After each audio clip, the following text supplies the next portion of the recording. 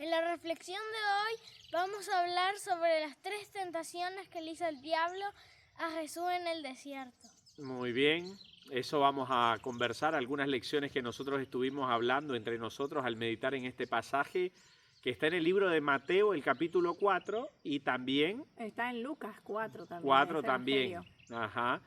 Así que les recomendamos luego que ustedes lo puedan leer. Nosotros vamos a mencionar tal vez algunos pasajes, algunos versículos, y después ustedes lo pueden compartir. Bueno, este pasaje, este momento de la vida de Jesús es clave. Hay 2 momentos en el ministerio de Jesús que la Biblia menciona que fue especialmente tentado. ¿Cuáles fueron esos 2 momentos, Gio? En el Getsemaní y en el desierto. Ajá, uno en el desierto fue al inicio de su ministerio y el Getsemaní al final de su ministerio, ¿no?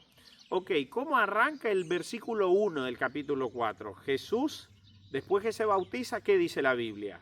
Que se fue al desierto, Ajá. llevado por el Espíritu Santo. ¿Para qué? Para que sea tentado. Para que sea tentado por el diablo. Y es llamativo este versículo, porque la Biblia dice esto, ¿no? Que Jesús es llevado por el Espíritu, eso tenemos que tenerlo en cuenta. Todo lo que Jesús hacía en su vida acá en la tierra era guiado solamente por el Espíritu Santo. Jesús no podía hacer nada, no iba a hacer nada en su vida por sus propios impulsos, por sus propios deseos, sino todo era un desenvolvimiento de lo que el Espíritu Santo le iba diciendo. Entonces ahora el Espíritu Santo, la Biblia lo dice ahí, lo lleva al desierto para que el diablo lo tiente. ¿Cómo podemos entender eso? Es medio extraño. ¿Por qué lo lleva al desierto el Espíritu Santo? Para que el diablo lo tiente. Para que Él demuestre que Él puede vencer al pecado. ¿Cómo qué? Como un humano no sobrenatural. Exactamente. No como Dios. Exactamente. Bueno, sí, podemos ver que el enemigo, una vez que entró el pecado, lo que él decía era que ahora todos los hombres querían hacer su voluntad y no había manera de resistir a sus de resistirse, como que todos querían estar bajo las leyes o el dominio del propio Satanás. Entonces Jesús, cuando vino, también tomó la naturaleza humana para demostrar, para que quede demostrado que en la naturaleza humana, si nosotros estamos unidos con Dios, podemos vencer el pecado. Exacto. En el momento en que Cristo esté en nosotros a través de su Espíritu, Él nos va a guiar a hacer lo correcto y no vamos a caer, no vamos a ser vencidos mientras estemos tomados del Exacto. Espíritu. El diablo decía que él era el Dios de este mundo. Hay un pasaje, por ejemplo, en el libro de Job que dice que llegan todos los hijos de Dios a presentarse delante de Dios y entre ellos llega el diablo. Y Dios le dice, ¿y tú de dónde vienes? Pero es la tierra y andar por ella. Pero esa pregunta en realidad quería decir, ¿pero vos por qué estás acá? ¿A quién representás? ¿No? Porque no deberías de estar acá. Y el diablo llega diciendo, yo soy el representante del planeta Tierra, porque ahí todos me obedecen. Yo soy el dueño, yo soy el Dios, porque todos ahí no hacen tu voluntad, sino que hacen mi voluntad. Y ahí en ese pasaje de Job, Dios le dice, no.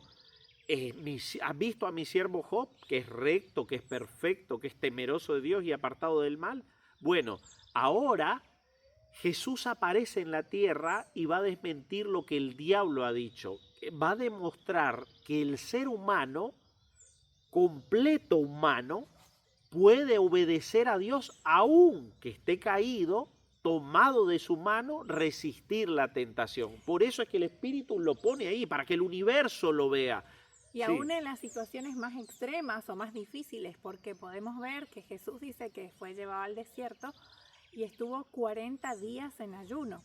Y recién luego de los 40 días ahí viene aparece el diablo a tentarlo. Claro, cuando está más débil. Exacto, en el momento más difícil, en el que parece más imposible resistir la tentación. Él aparece y él demuestra que sí se puede. Claro.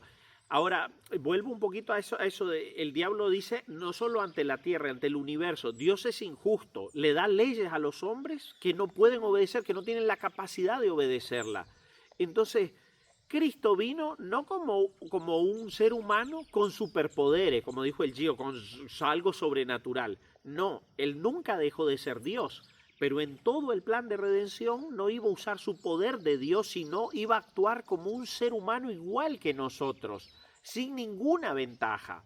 Por eso dice Hebreos, no tenemos un sumo sacerdote que no pueda compadecerse de nuestras debilidades, sino que Él fue tentado en todo. Jesús se hizo un ser humano con todas las debilidades, pero no permitió que la tentación avanzara en su vida, ¿no? Entonces Él está allí, delante del enemigo. La Biblia muestra estos dos puntos claves y nosotros queremos compartir algunas citas que están en el libro El deseado de toda la gente, el capítulo 2 y 13, que hablan de la tentación y de la victoria. Y entonces yo le pido ahora acá a Janet que me ayudes a leer esto. Dice, durante 4000. ¿Qué quiere? Acá va a decir qué pasó cuando Cristo toma la naturaleza humana.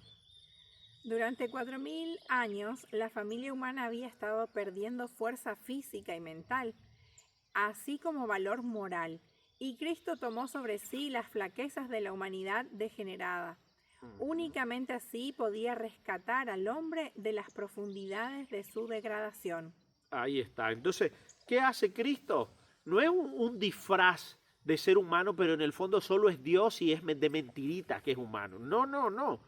Toma la naturaleza humana caída y allí su victoria es enorme. Porque Él se toma de la mano de Dios, el diablo lo tienta, y Él se toma de la mano de Dios, resiste, se consagra, se entrega.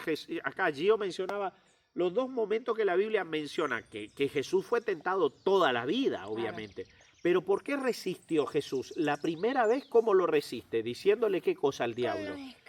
Con el escrito está, con la Biblia. Lo resiste con la Biblia. Y al final, en el Getsemaní, con la oración. Con la oración. Con intensa oración, sí. Exactamente. Digamos que son nuestras principales armas. Lo resiste con comunión. Claro, exactamente. ¿Por qué nosotros caemos en pecado? Porque nosotros, no estamos en claro, nosotros decimos, no, es imposible no pecar. Siempre vamos a caer. Pero en realidad Cristo demostró que cuando la humanidad se toma con la divinidad, la humanidad puede resistir la tentación. No hay justificación para el pecado. Es que ahí se aplica el todo lo puedo en Cristo que me fortalece. Cuando estamos con Él, somos invencibles, porque Él es el invencible. Y si está en nosotros, con nosotros, no hay quien contra nosotros. Exacto. Mire, otra cita acá dice, muchos sostienen que era imposible que Cristo pudiera ser vencido.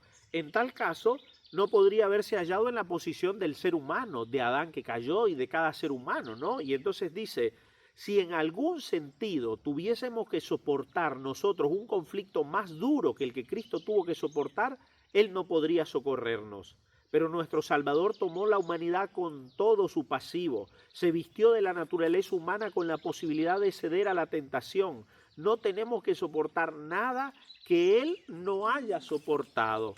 ¿Por qué Cristo venció? No porque era superpoderoso y nosotros no, sino porque Él todos los días tenía una vida de entrega absoluta al Señor. Saben que hay poder en la Biblia, pero los cristianos, seamos honestos, muchas veces ni siquiera leemos la Biblia. Pasa una semana, empieza el día, estamos corriendo, nuestras oraciones son así chiquititas, 1 minuto y queremos vencer la tentación. Imposible. La Biblia dice que Jesús pasaba toda la noche orando.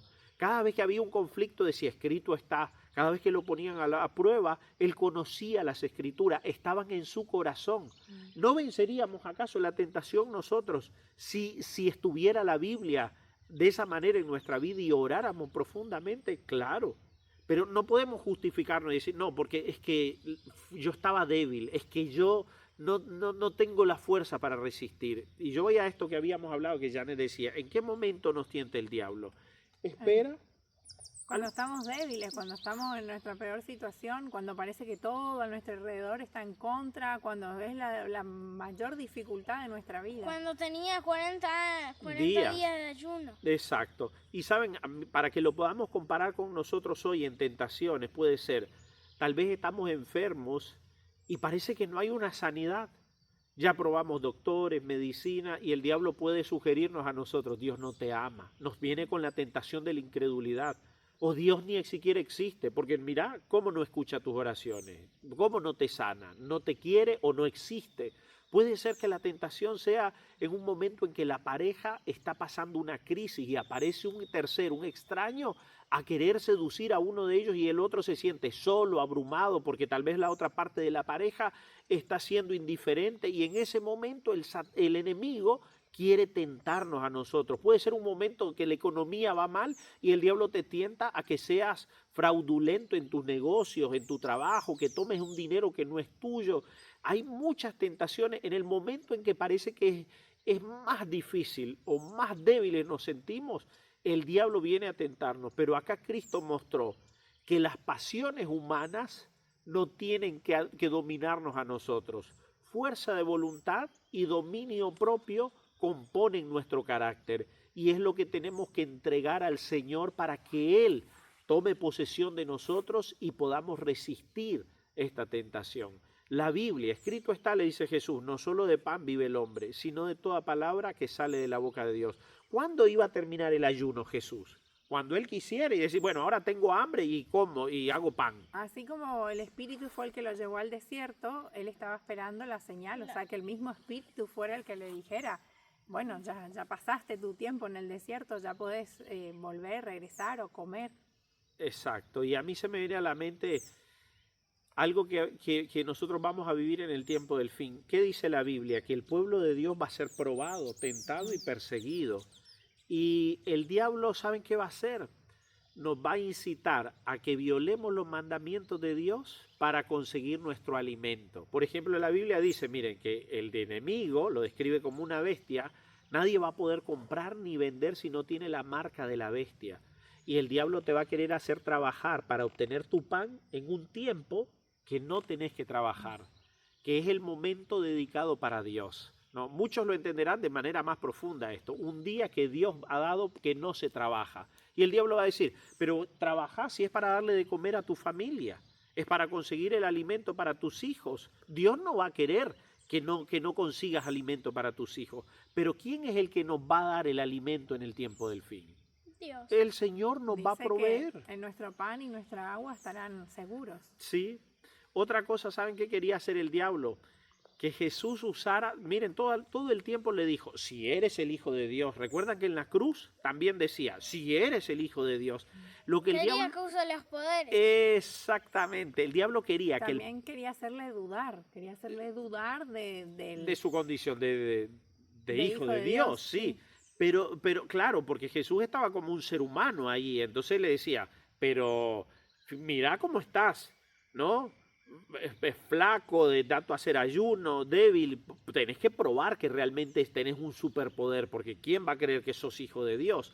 Pero esto que mencionaba el Gio, el diablo quiere echar a perder el plan de redención, ¿por qué? Porque ninguno de nosotros puede convertir las piedras en pan.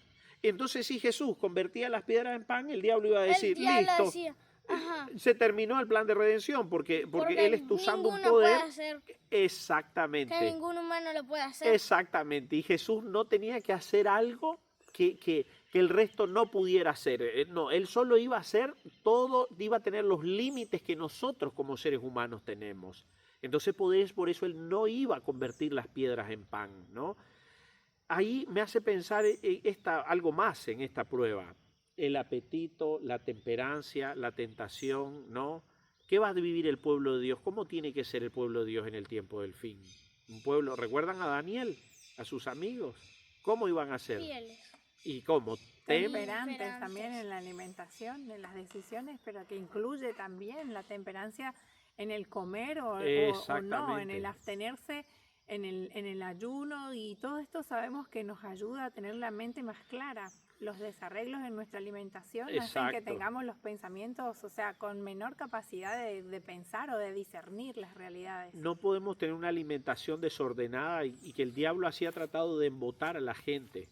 Bebidas alcohólicas, ¿no? Un montón de la glotonería que embota nuestra mente, pero hay tantas cosas que se venden, ¿sí? O aún comiendo bien, o sea, cosas por ahí correctas o más saludables, pero teniendo en cuenta también los horarios, ¿no? El comer fuera de hora también hace desarreglos en nuestra salud y hace que nuestra mente esté embotada. Entonces, todos los aspectos en lo que sería la temperancia y el dominio propio, porque puede ser que nuestros sentidos nos indiquen, uy, qué rico, qué apetitoso, pero si no es el horario correcto, no deberíamos hacerlo. Claro. Y yo pienso que Jesús debe haber estado extenuado, desmayando de hambre, Sí. pero iba a esperar la hora en que Dios se lo dijera, ¿no? Y demostró que él iba a tener dominio propio, fuerza de voluntad, ¿no? Todo por el Espíritu Santo. Nosotros también podemos resistir la tentación. Hay un himno que dice, tentado no ceda, ceder es pecar. Más fácil sería, ¿no? Luchando, vencer. Si clamamos al Señor en nuestro momento de mayor debilidad, sométanse a Dios, resistan al diablo y Él huirá de vosotros, dice la Biblia. Vamos a la segunda tentación. Así que en esta, bueno, es toda la alimentación, la resistencia, el proveer de Dios, la palabra que nos sostiene, que da fuerza a nuestro espíritu. Y la otra tentación, el diablo le dice, si eres hijo de Dios, tírate, ¿no? Porque Dios va a mandar a sus ángeles que te protejan. ¿Y qué pasa allí? Que nosotros no tenemos que invitar a quién, a la tentación. ¿Recuerdan ustedes qué quiere decir? ¿De qué habla este pasaje? ¿No? No debemos presentar nuestras peticiones a Dios para probar si cumplirá su palabra, dice acá, sino porque Él cumplirá su palabra. Pero ¿cuándo Dios va a cumplir su palabra? Cuando nosotros estemos en armonía con Él, cuando realmente estamos queriendo seguir sus caminos. No podemos estar queriendo hacer nuestra propia voluntad y haciendo las cosas de manera incorrecta y pretender que Él nos cuide, que nos ayude. Como charlando poníamos un ejemplo. Ajá. Si andamos a alta velocidad... Voy a 200 kilómetros por hora. Y le decía a Jesús, protégeme. ¿Y qué va a decir Jesús? Bueno, sacale el pie al acelerador, ¿no? Hace un tiempo atrás yo vi una imagen así de un niñito que estaba de rodillas orando y decía, Señor, ayúdame a salir bien en el examen mañana. Y aparecía la mano de Dios agarrándolo así de la camisa atrás, del cuello, y decía, entonces vaya a estudiar, ¿no? Entonces, a veces nosotros, esto suena gracioso, pero yo les voy a decir para que reflexionemos. Nosotros queremos que Dios cumpla sus promesas. Ay, nos acordamos de invocarla. Señor, sáname. Pero a veces tenemos una vida desordenada. Dañamos nuestro cuerpo, nuestra salud. Dios, protégeme. Y nos metemos en un terreno que es el terreno del enemigo. ¿Saben qué? El diablo sabe que hay lugares que cuando nosotros ponemos el pie en ese territorio, la victoria de él está garantizada, que es muy difícil remontarla. Hay un pasaje del Espíritu de Profecía parafraseado que me gusta, porque dice que el diablo no puede obligarnos a pecar. De paso, acá una partecita acá dice, ¿no? El tentador no puede nunca obligarnos a hacer lo malo. No puede dominar nuestra mente a menos que la entreguemos a su dirección. La voluntad debe consentir y la fe abandonar su confianza en Cristo antes que el Satanás pueda ejercer su poder sobre nosotros.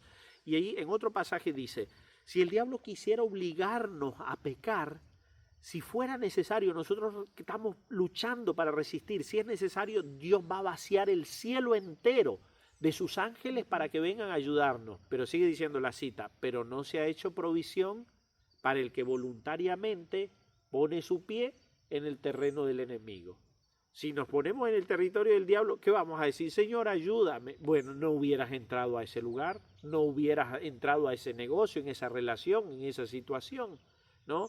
Entonces, la segunda tentación, Jesús dice, no tentarás, escrito está, no tentarás al Señor tu Dios, ¿no?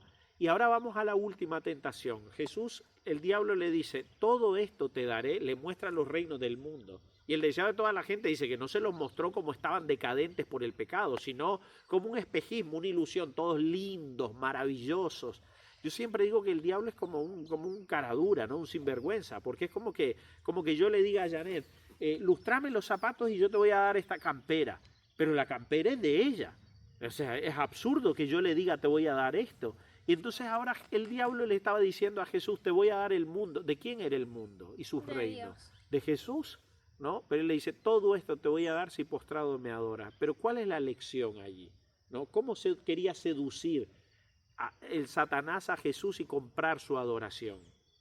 Con los placeres del mundo y también sintiendo eso, el halago, el sentirse importante, el sentirse alguien. Eso es mundo. Sí, ¿no? sí, sí. Querer Mundo, nosotros podemos decir, es todo lo que no viene de Dios, ¿no? La antítesis de Dios, el ego, la exaltación, fama, poder, fortuna, belleza, placeres, diversión, todo lo que el diablo con lo que está comprando a la sociedad hoy, piénsenlo conmigo, ¿no? La gente, dice también el camino a Cristo, para algunos el ser honrado como un hombre poderoso, que le digan Señor, oh cuánto tiene, qué gran logro los que ha alcanzado, esa es la tentación. Para otros dice que es una vida de comodidades, ¿no? El tener posesiones materiales a través de todas esas tentaciones. Dígame si la gente no quiere mundo hoy, diversiones, querer tener dinero. Es increíble cómo la mente está queriendo tener todas las cosas del aquí y del ahora. Pero ¿dónde está nuestra ciudadanía? ¿Cómo hacemos para desenchufarnos del mundo? Para que eso no nos absorba a nosotros. Tenemos que contemplar a Jesús, tener esa comunión, esa lectura de la palabra, esos momentos reales de meditación. Como yo siempre le digo a los chicos a los que les hablo, no hacer una oración mecánica, ¿no? De 2 minutos o leer la lección y hacer como un checklist, listo, ya cumplí, sino que realmente sea algo profundo, algo que nos llene, algo que satisfaga nuestra necesidad de Dios, y eso hace que anhelemos más de lo que nosotros nos alimentamos por nuestros sentidos, lo que vemos, lo que escuchamos, lo que leemos. Es como que nos retroalimentamos. Entonces, Exacto. Si buscamos de Dios, de su palabra, si tenemos himnos de alabanza en nuestra casa mientras hacemos nuestras tareas, nuestras actividades o nuestro trabajo, eso va a hacer que nosotros anhelemos más las cosas del cielo. Sin embargo, si estamos mirando en las redes lo que hace el otro, que anda viajando por el mundo, que se fue a un restaurante, que se compró la última cartera, Exacto. Nosotros queremos imitar lo mismo, nos estamos llenando de todo eso. Y entonces creo que la clave acá sería en qué estamos poniendo nuestra mirada. Nuestro tesoro, ¿no? También. ¿Sí? El corazón es allí donde está tu tesoro, ahí estará tu corazón, dice la Biblia también, ¿no? Entonces, perdón, ¿no? Yo te interrumpí, pero pensando en esto, el mundo es todo eso que nos absorbe, que distrae nuestra mente de las cosas del cielo. Ustedes están viendo lo que está pasando últimamente, terremotos por todos lugares. Algunos dicen siempre existieron, es verdad, se transmiten hoy mucho por los medios de comunicación que tenemos, pero no podemos negar que la tierra está cambiando, que están habiendo señales en todos los sentidos que nos están diciendo que Jesús viene pronto. Pero la gente, muchos, siguen igual que la gente que estaba en los días de Noé. No entendieron. ¿Por qué? Porque el mundo nos atrapa. Nosotros tenemos que abstraernos de esas cosas. No, la vida no es negocio, la vida no es empresa, placer, ganancia, dinero. La vida es algo más sublime. Dios tiene una eternidad preparada para nosotros. Yo cuando veo a Jesús, yo lo admiro, porque no crean que solo en el desierto, cada instante el diablo lo tentó. Ustedes saben lo que es sentir sobre sus hombros el peso de la salvación del mundo y de perderse él mismo eternamente, ¿no? Cada instante, nunca, ¿cuántas veces nosotros somos negligentes? Y cedemos a una tentación y decimos, bueno, un poquito. Jesús no pudo haber hecho eso. Y nosotros tenemos que ser conscientes de eso. Si Jesús, que no era para salvarse a él mismo, arriesgó su propia vida y tomó un peso tan grande, ¿cómo nosotros vamos a tomar a la ligera nuestra salvación? Dios está queriendo un pueblo santo. Dios quiere demostrarle al universo que Él le ha dado su gracia a sus hijos para que vivamos una vida de rectitud, de santidad, de obediencia, para que su ley no sea algo forzada, sino el gozo de nuestros corazones. Así como Jesús vivió en nuestro estado caído, esta naturaleza que nos pide a veces cosas incorrectas, si la llevamos a Cristo, podemos ser más que vencedores en Él. Miren, saben que hay una cita, yo quiero cerrar, que está en el capítulo 13, se llama La Victoria, cuando Jesús vence. Acá dice que nunca podrán comprenderse el costo de nuestra redención hasta que lleguemos al cielo. Y dice esta cita, parafraseo una parte, ¿no? Hasta que cuando nosotros veamos todo lo hermoso que es el cielo, lo inimaginable, dice acá, ¿no? Entonces, al percibir de repente nuestros sentidos arrobados las glorias de la patria eterna, recordaremos que Jesús dejó todo esto por nosotros, que no solo se desterró de las cortes celestiales, sino, escuchen, sino que por nosotros, corrió el riesgo de fracasar y perderse eternamente. ¿No? Vamos a llegar, qué hermoso. Y Jesús dejó todo esto para salvarme. Y hasta pudo dejar de existir si llegaba a cometer un pecado. Esto es inimaginable, ¿no? Porque Dios, uno dice, pero se unió la humanidad con la divinidad y si pecaba, corría un riesgo eterno, de perdición eterna. Entonces, dice acá, arrojaremos nuestras coronas a sus pies y elevaremos este canto. Digno es el Cordero que ha sido inmolado de recibir el poder y la riqueza y la sabiduría y la fortaleza y la honra y la gloria y la bendición. Es que así como no nos alcanza la mente para imaginar las cosas preciosas que Dios está preparando y que hay para nosotros, creo que también si llegáramos a estar allá, como dice ahí, o sea, supera nuestra imaginación todo lo que Dios dejó, la gloria y todo lo que eso implicaba. Y como decía, el mismo riesgo de que, porque Él nos lo tenía asegurado, claro, porque Él vino como humano, o sea, como vos y como yo. No es que, bueno, yo soy Dios, voy ahí por 33 años y después me vuelvo al cielo. No, Él tenía la posibilidad de pecar igual que nosotros la tenemos, y si fallaba, Él mismo se perdía y todo el plan de redención quedaba echado a perder y la humanidad para siempre. Entonces era un peso enorme el que tenía encima, pero ¿cómo lo logró? Únicamente tomándose de Dios. Cuando el Espíritu de Dios estaba en él podía resistir. Y de la misma manera nosotros. Él nunca permitió que Satanás llegara y se posesionara de él. Por eso no tomó una decisión incorrecta. Pero lo que nos sucede a nosotros es que estamos 10 minutos con Dios haciendo las cosas bien, pero al instante ya nos soltamos de la mano y queremos hacer nuestros deseos, nuestras voluntades, lo que nuestra inclinación nos lleva a hacer. Y no nos ponemos a un lado, porque tiene que ser Cristo el que viva en nosotros. Porque ejemplo os he dado para que como yo he hecho, ustedes también están. Si el Señor resistió en el desierto y en el Getsemaní a los clamores, a las necesidades de sus apetitos, de su ser humano, ¿no? de su naturaleza, se lo entregó todo al Señor. ¿Nosotros qué vamos a hacer? Resistamos también la tentación. ¿Cómo dice el versículo? Filipenses 4:13, todo lo puedo en Cristo que me fortalece, ¿no? Que el Señor nos ayude, hermanos, que podamos entregar nuestra vida al Señor, sostenernos con su palabra, con la oración, no prestar atención al mundo y vivir una vida de santidad. Que el Señor los bendiga, los acompañe y que Cristo sea siempre nuestro ejemplo, nuestro sustituto, nuestro modelo, nuestro garante, todo en todo. Nadie se salva por obras. En ningún momento pensamos o decimos que nuestra obediencia nos va a granjear salvación. Es solo Cristo el que da la salvación y la gracia para vencer. Que el Señor los acompañe y los bendiga. ¿Sí? Nos despedimos. Adiós. Chao, chao, bendiciones. Chao.